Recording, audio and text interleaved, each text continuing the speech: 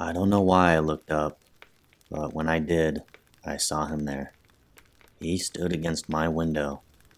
His forehead rested against the glass, and his eyes were still and light.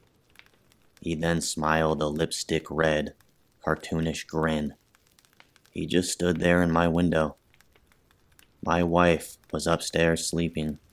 My newborn son was in his crib, and I could not move.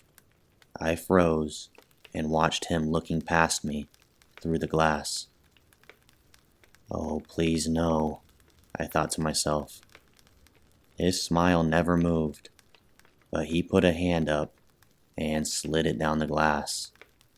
Blood followed the trail of his hand. He kept watching me through my window.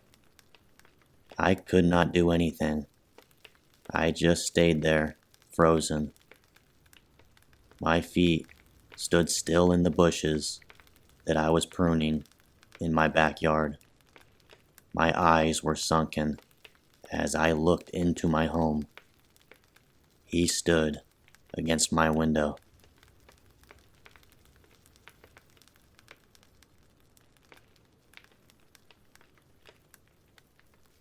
When my sister Betsy and I were kids, our family lived for a while in a charming old farmhouse. We loved exploring its dusty corners and climbing the apple tree in the backyard. But our favorite thing was the ghost. We called her Mother because she seemed so kind and so nurturing. Some mornings, Betsy and I would wake up, and on each of our nightstands, we'd find a cup that hadn't been there the night before. Mother had left them there, worried that we'd get thirsty during the night. She just wanted to take care of us. Among the house's original furnishings was an antique wooden chair, which we kept up against the back of the living room. Whenever we were preoccupied, watching TV or playing a game, Mother would inch that chair forward, across the room, toward us. Sometimes she'd manage to move it all the way to the center of the room. We always felt sad putting it back up against that wall. Mother just wanted to be near us. Years later, long after we had moved out, I found an old newspaper article about the farmhouse's original occupant, a widow. She had murdered her 2 children by giving them each a cup of poisoned milk before bed. Then she had hanged herself. The article included a photo of the farmhouse's living room, with a woman's body hanging from a beam.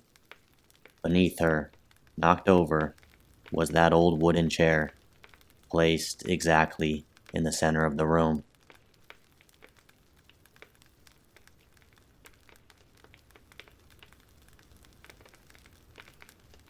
We bought an old house, my boyfriend and I. He's in charge of the new construction, converting the kitchen into the master bedroom, or whatever it is these boys do. He stuck me on wallpaper removal duty. The previous owner papered every wall and every ceiling. Removing the wallpaper is brutal, but oddly satisfying. The best feeling is getting a long peel, similar to your skin when you're peeling from a sunburn.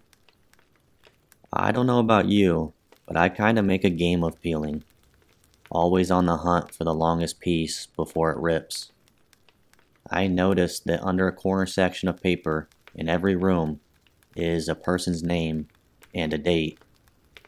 Curiosity got the best of me one night, and I googled one of the names and discovered the person was actually a missing person. The missing date matched the date under the wallpaper and everything. The next day, I made a list of all the names and all the dates. Sure enough, each name was for a missing person with dates to match. We notified the police, who naturally sent out the investigation team for missing persons. I overheard one text say, "Yup, it's human." Human, I thought to myself. What's human? They then informed me that was not wallpaper that I was removing.